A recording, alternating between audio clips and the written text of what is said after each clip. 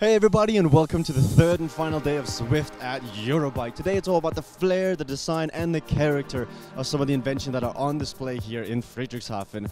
We're going to have a chat to Peter Lago from Elite to see what they have on display for the upcoming Zwift season. We're going to have a talk with Simon Schofield of the Zwiftcast to see what's caught his attention here at EUROBIKE. And last but not least, co-founder and CEO of Zwift, Eric Min, with his final top picks here from the messes. So without further ado, let's talk to Peter and see what Elite has on display. Peter, Elite. This has really been the talk of the show so far, your new smart bike. I won't do you the disservice of trying to pronounce it, so what's it actually called? 40 pista? Well, I'd like you to do it. Try to say it. 40 pista? Great. And 8 out of 10. What does it mean? So 40 pista means off the track, off the grid, out of the box. So you can imagine we were thinking out of the box when we made this smart interactive bike. But it is a functional bike. It has all the bells and whistles of an interactive piece of equipment. So it's N+, Bluetooth, it's compatible with third-party software like Zwift. Simulates up to a 14% grade, has a power meter with a 2% accuracy. So it has everything. It's a statement piece, it's a piece of statement with the interactive functionality. So you can put this in your living room, but actually even hop on and ride Zwift with it to show your friends that you've got the most expensive piece of interactive equipment available today. So that's all the features, but why would the average Zwifter want an Elite smart bike? Well, this one probably is not for your average Zwifter. It's not for your average pain cave. It is for the elite level clientele, considering the price. But it has all the equipment, all the features, like I said, to make it functional. And there's been, with the team, some technical innovation to make this happen. And the trickle-down effect, of course, will happen in the future. And moving on, you've got your interactive rollers, which I think are actually quite cool. What are we seeing here? So we're the only brand that does interactive rollers. We believe as a brand we want to offer all platforms, so a wheel on, wheel off, bike and rollers to custom all clientele. Rollers are different from trainers. Trainers makes you stronger. Rollers make you stronger and better. And we incorporated our quick motion rollers, which have this floating system that lets anyone here in the building hop on and ride rollers and ride even out of the saddle with the interactive features. So it has a resistance unit that simulates up to 7% grade and has actually flywheels. So the only rollers out there with flywheels, 5.4 kilos in total, that offer you that roundness that you need while you're pedaling at high resistance level. Integrated feet, foldable, handle, so you can store it out anywhere. Looking over to my left, I see the new flagship of the Elite. Supposedly the most accurate trainer on the market? Yeah, so we did with the team a great job where we dropped the current Drivo 1% accuracy to 0.5% with the Drivo 2. So that was a strong work. It's been our storyline for the last 3 years, the most accurate trainers out there with actual power meters. So 0.5% accuracy. Other improvements are the responsiveness. So we read what the Zwifters are saying. They like quick responsiveness. So this one, Drivo 2, is 3 times quicker than Drivo 1. We added the Diretto feet to make it more stable, so wider footprint. And a lot of people were debating on the color. So we went away from the white of the Drivo 1 to the black on the Drivo 2. Which of these three is your favorite piece of new tech? Well, 40 pista, because there's nothing else out there that equals this equipment, and I'm excited because actually we did sell units here at the show, and I feel confident that in the near future we'll have similar equipment at different price points. And I'm sure Zwift friend Simon Schofield is also very interested in this new smart tech from Elite. Let's hear what he had to say.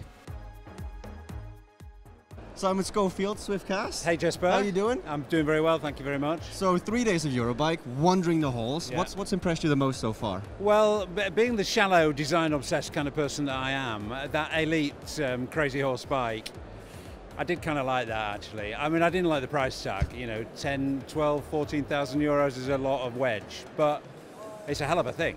I mean, it is a hell of a thing, and it works. You know, I mean, there's a lot of people on the forums saying, well, it looks pretty, but it doesn't do anything. Well, it's a fully functional smart trainer, so that was cool. And the second most coolest, probably equal first most coolest thing actually was the TAC Smart Bike, which was really impressive. I mean, I rode that and it's super clever. I really, really like that. In fact, I want one. Really? Yeah, I want one. Yeah. What does Mrs. Zwiftcast think about that? A smart bike in the house. Well, the thing is, she stopped counting my bikes, Jesper. She lost count at about number 8, actually, and she doesn't really care anymore. I'm very lucky in that way. Additionally to that, Wahoo released the Headwind. Yep. Cyclops the rocker plate. Yeah. Are you going to get any of those? Well, I mean, you know, the fan thing I think is great. I mean, I have to say I would have liked to have seen a dedicated remote control on that, because I think you've got to use the app to override the heart rate thing, which is all fine, but a little remote control that you could have just had on your desk for off, on, fast, slow would have been good. But it's a really good fan. It's very powerful. I mean, the thing is with the show here, you can't really judge things because you're not in your own space. But it looks very good.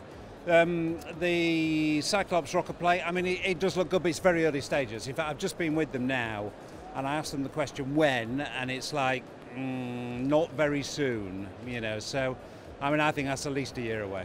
And all the new Zwiftcast stuff, where can people see it? Because you recorded a lot of content here. Yeah, Shane and I did a big walk around yesterday, which I made the huge mistake of shooting in 4K, and I got it back to the hotel last night and started some editing, and my laptop said, no, we're not doing that, we're not doing 4K. So we put an audio episode out yesterday, which is audio only. I have got all this footage. I'll take it home, I'll edit it, and it will come out in due course. I think Shane and I are probably going to do another quick summary today, so there'll be another episode out. I don't know when this is going out, but there should be another episode out by the time this is out. Thank you, Simon. Now we've got Eric Min walking around the halls, picking his top picks of the day again.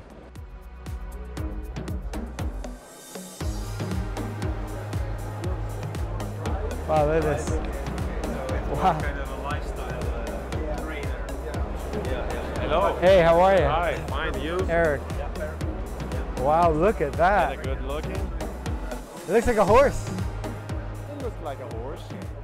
Of course, he pushed us all to these smart bikes. Yeah. And we encountered these two designers 2 years ago. This has been around for 2 years. Really? Milan high-tech furniture shows, yacht shows, but they were missing all the Mechanical. mechanical Yeah. electronics. The gear of a standard bike. So with the left one.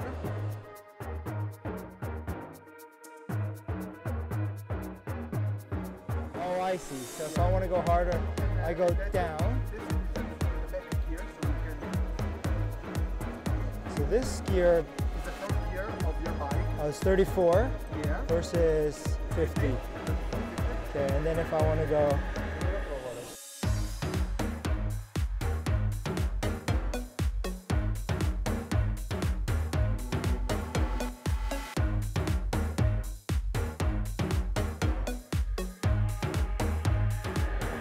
beautiful.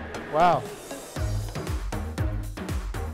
This looks nicer now. It looks than nicer. the direct than one. the- Yeah.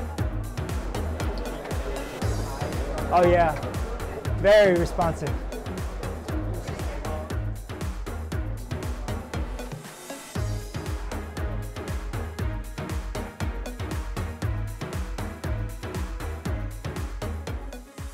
That's it from Zwift at EUROBIKE. I hope you enjoyed these videos. Let us know in the comment section below what you're most excited for, the new tech that's been on display here in Friedrichshafen.